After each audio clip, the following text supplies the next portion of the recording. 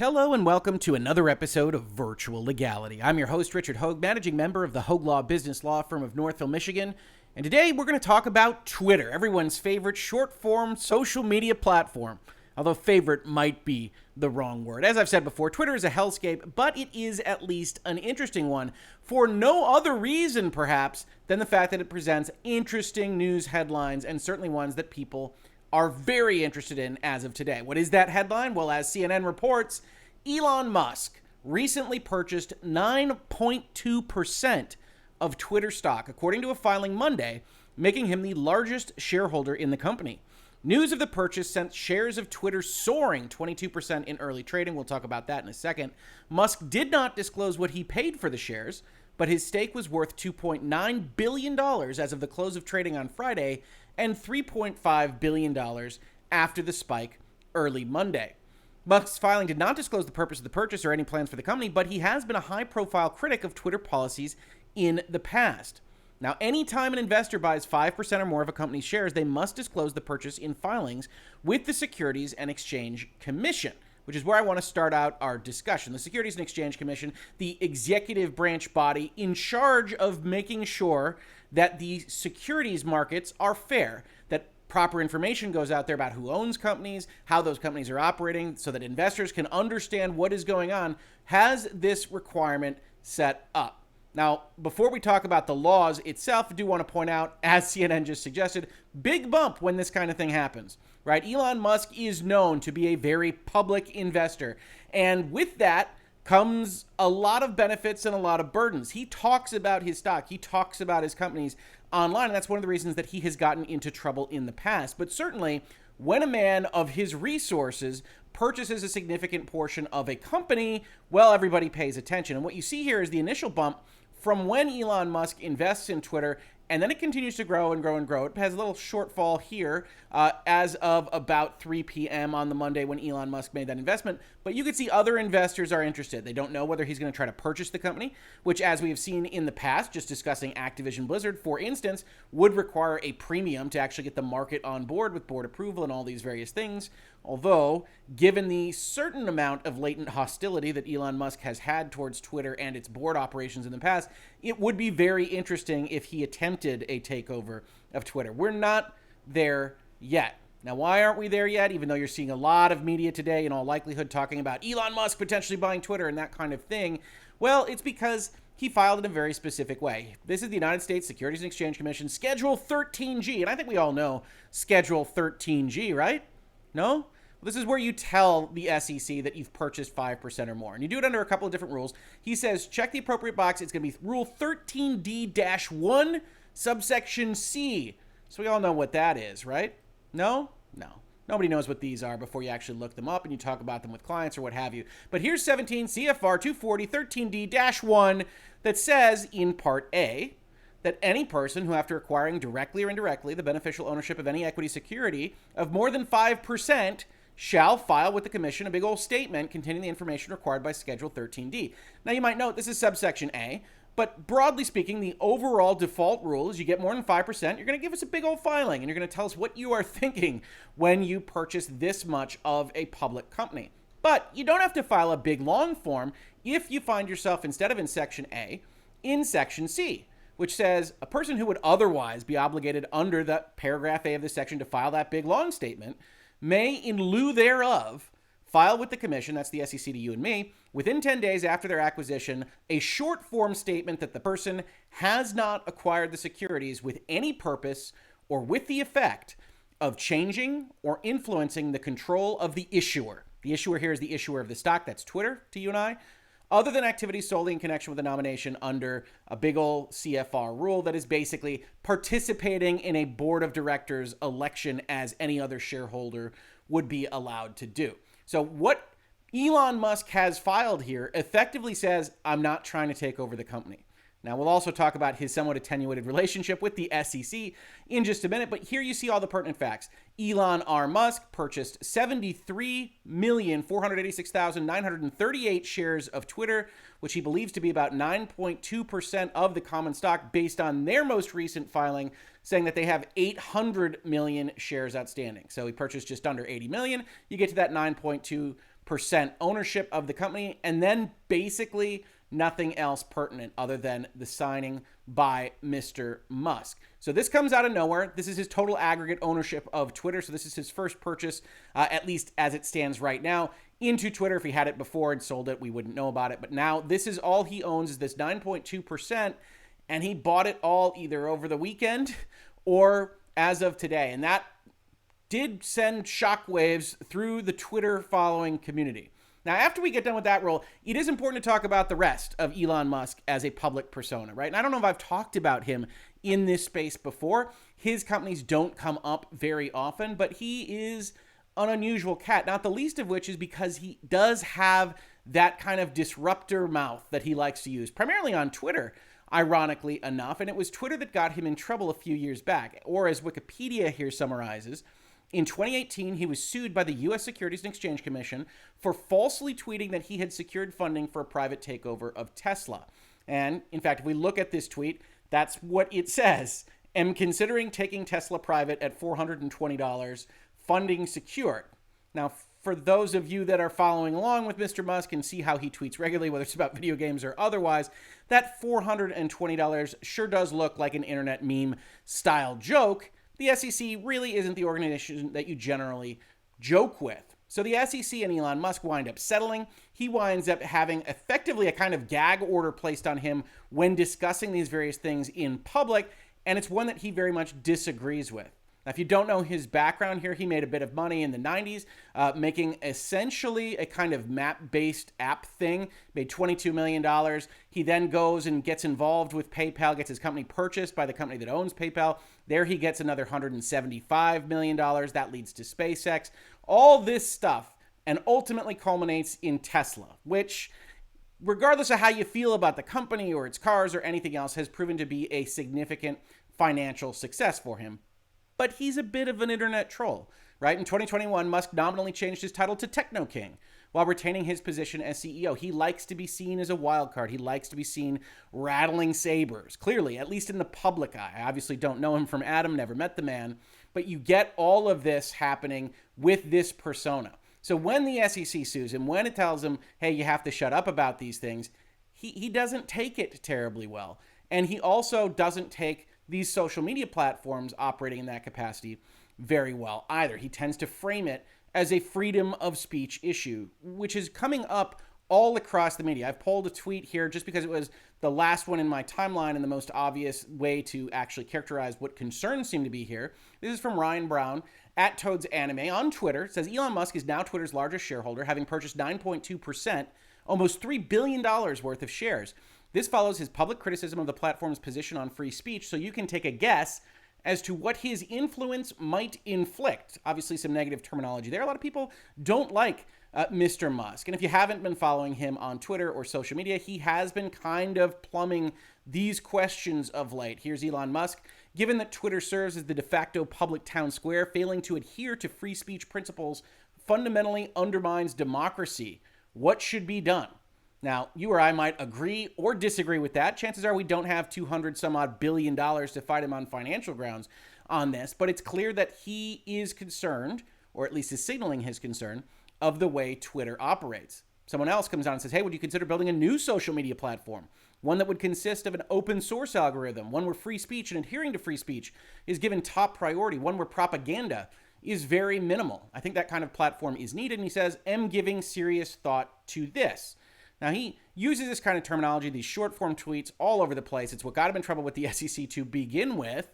And so it's always very difficult to parse out when he is just having a lark, doing things for the lulz, as they say, or whether he is serious about these things. That's kind of how he uses this type of communication to his advantage. Now, it should be noted here, for those of you that haven't been in Virtual Legality with me for a while, haven't followed my stuff here, Twitter has been one of those companies that I have often talked about as using ambiguities in their community guidelines, in their rules, and the way they operate to the detriment of its users. And they are not unique in big tech at that at all. And we've talked about a lot of terms and conditions through our 600 some odd videos. You can actually see this one I'm highlighting right now is number 65. A lawyer reads the new Twitter rules. That's not even a 3-digit number for Virtual Legality. This is right at the start of this whole thing for us. But we also talked about the CEO transition, Jack Dorsey stepping down. Twitter broken? Will new CEO spell end for big tech liability shield? And the things that have been said about CDA 230, the way Twitter operates and what it's going to do with state actors and the various ways that it's going to police language on its platform, culminating with the most recent episode that we did, which was about private media. This was about taking photos and having other people strike them down and various things, which I said, hey, Twitter declares war on everyone. Well, almost everyone. And that was a function of the way that their rules read. They take it perhaps further than other platforms, but they are not unique in overall setting their terms of service, setting their community guidelines with very ambiguous rules, with very ambiguous language that allows them to pick and choose when they are going to enforce them and when they don't want to. And I think in the eyes of someone like Elon Musk, that comes out as a violation of free speech, that Twitter is somehow serving some kind of state public square capacity and needs to be reined in.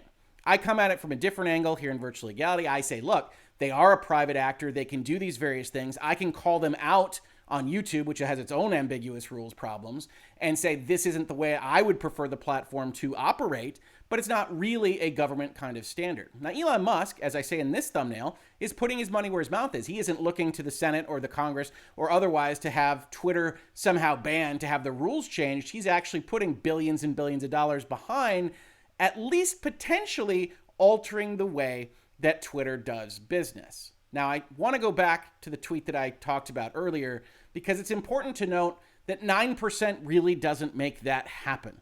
I know this probably comes across as intuitive to at least some of you, but for the most part, if you are at this below double digits percentage concept of a public company that has hundreds of millions of shares outstanding, then you aren't really in control of that company, even at 9.2%, even if you are the largest shareholder, because heck, control rests in the majority of those shares. And if we actually look at the way Twitter is set up through ownership, we see what we usually see in these giant public tech companies, right? We got 36% mutual funds, right? Those are investments. Those are conservative fund votes. Those are people that are not looking to upset apple carts or anything like that. Similarly, we've got institutional investors at another 30%, 66%, 2/3 of the company in giant institutions.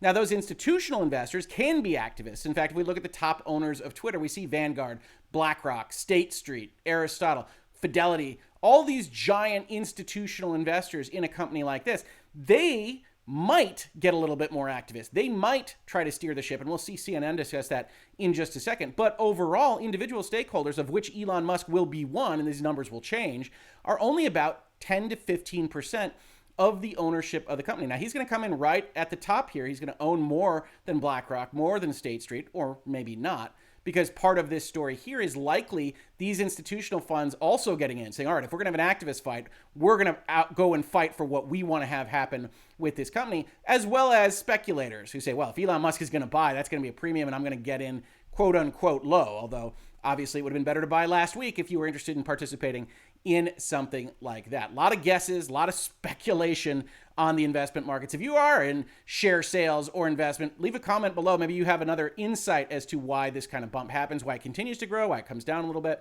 But overall, these folks think that Elon Musk is going to do something, which is an opinion shared by the CNN analyst that they get for their article. It says, I think he intends to go active and force change at Twitter, said Dan Ives, tech analyst at Wedbush Securities. This is a shot across the bow at Twitter's board and management team to start discussions. Even if Musk doesn't try to change the way Twitter operates, his large purchase could prompt some other activist investors to take a stake in the company, I've said. One way or another, he's going to change the course of Twitter. And I think people are hearing these things. I think they're seeing this from analysts, and I do think it's a possibility. One of the reasons I brought up these tweets is to express how much of a wild card Elon Musk is, right? He doesn't care about offending the SEC. In fact, when we're talking about the SEC, he likes to make statements doing large things with his money or his tweets or his quotes or whatever else might come across his mind, right? We're only a couple of months removed from him accusing the SEC of attacking his right to free speech, even though he apparently agreed to the settlement with the SEC that resulted in his speech being constrained, right? That doesn't matter to Mr. Musk. He thinks the SEC is constraining him in a fashion that is somehow untoward or unfair. And he's got his own politics that we're not going to go into on this particular video. But he likes to make those statements. He likes to come out and say things about current politics. And it might be that this is a way of trying to purchase a Twitter, because one of the things that is happening here is he's got 10% of the company, and the company's worth 30 some odd billion dollars right now, even though he'd have to pay, who knows, 45 billion in order to give the premium to actually buy it without getting really weird in terms of the operational capacity of a tender offer or a hostile takeover or whatever it might be. He'd need a significant amount of money, but it also might just be him trying to make a point, right? And Mr. Ives here at CNN thinks he's going to try to change things. I think it's worth noting that he essentially attested to the SEC that he's not going to try to change things, but that he doesn't have a great deal of faith in the SEC from all public determinations. CNN also points out that he ran a Twitter poll asking his followers whether they believe Twitter rigorously adheres to the principles of free speech, and 70% said no. And that's an interesting question. It's a loaded question. We've talked about it here in Virtual Legality. I would probably say no as well, but I would follow up with some kind of description that says, well, they don't really have to. The real bad thing about YouTube or Twitter or Facebook or whoever saying they believe in free speech and then doing whatever they like with fact checks and demonetizations and strikes and whatnot is that it goes against their marketing. It goes against what they were actually branding themselves as, and one could argue is some kind of fraud on the market, some kind of fraudulent actual communication with potential users of their service because they're not doing what they are attesting that they want to do. But I think even in the last couple of years, most of these platforms haven't really highlighted that they're in favor of free speech so much. And the secondary question then is, should Twitter be? Should they be forced to? And Elon Musk says, maybe I buy it. Because the other portion of this is when you get a tweet from Mr. Musk that says something along the lines of, hey, I'm considering making my own platform that would use software in fancy ways or what have you. If you're actually analyzing what it takes to get the network necessary to make one of these things successful, or more importantly, even if you're not talking about financial success, making it useful to the actual things that you want to see changed in the world, is that number of users matters. And so it might be more financially sustainable if you're Elon Musk and you happen to have $100 billion lying around plus to actually just go buy an existing network rather than trying to build one from the ground up, which could admittedly be what he's doing here. But I still have my doubts. Now, the CNN article goes on and on and on. It's very long, and I'm going to link it, of course, to the description. You can check it out. One of the things they point out is that Twitter's had activist investors before. Twitter has had investors try to change their CEO, try to do things to change the way the company operates, and have survived them.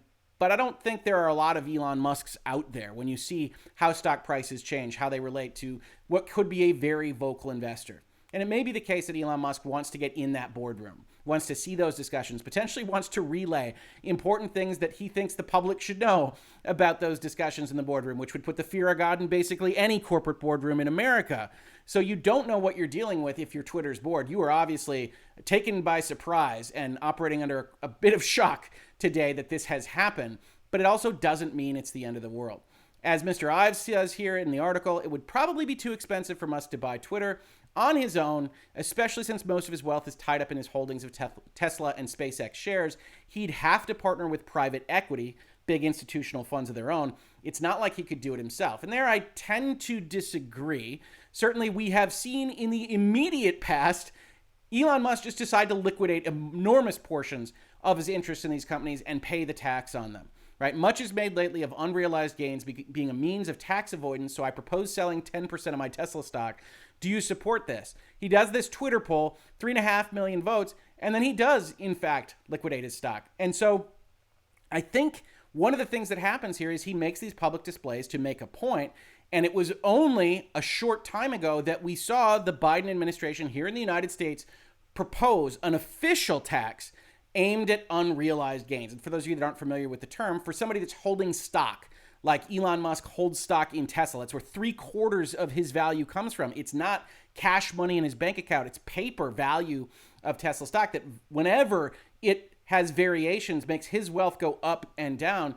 He's looking at a situation where the administration has signaled strongly that they want to tax the increase in value of that stock, regardless of whether or not you have sold it, which will, one, force you to sell it anyway, and two, really kind of push capital around in ways that, at least in the United States, we haven't experienced yet. And there's political reasons to argue for or against this, which I don't want to bog this discussion down with. But with that particular announcement from the administration, with his prior stance last year of dealing with unrealized gains, this could be a part of both diversifying his portfolio away from that Tesla stock, but also making a point about unrealized gains, being illiquid, not being terribly cash rich, being more cash poor realistically when you pay those taxes, when you buy the stock, etc.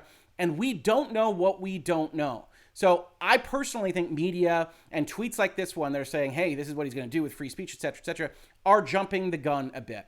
Elon Musk is a wild card actor. He could do basically anything. He could bop up to 20% and start looking at a tender bid or a hostile takeover tomorrow. He could push for a board seat, or he could just sit on his hands and know that he is out there in the bay with the cannons ready to fire if management doesn't do roughly what they think their now largest shareholder wants them to do. And that might be his most dangerous position, because I don't know about you, but I certainly can't read the mind of Elon Musk, and I'd be willing to bet that the Twitter board and CEO can't read it any better than I can. But it's a big news day, and this has been Virtual Legality. If you enjoy these conversations about business and law and technology platforms and video games, software, and more, please consider supporting the channel at Utreon, where we get more of the benefits directly to the channel and supporting what we do here, or Patreon if you're more familiar with the more long-standing platform. Either way is great. However you wish to support us is fine. And if none of those appeal to you, just subscribing, telling your friends, ringing bells, upvoting, downvoting, leaving comments, engaging with the material.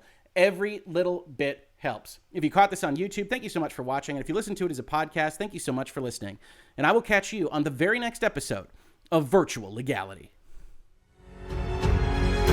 Virtual Legality is a YouTube video series with audio podcast versions presented as commentary and for education and entertainment purposes only. It does not constitute legal advice and does not create an attorney-client relationship. If you have legal questions about the topics discussed, please consult your own legal counsel.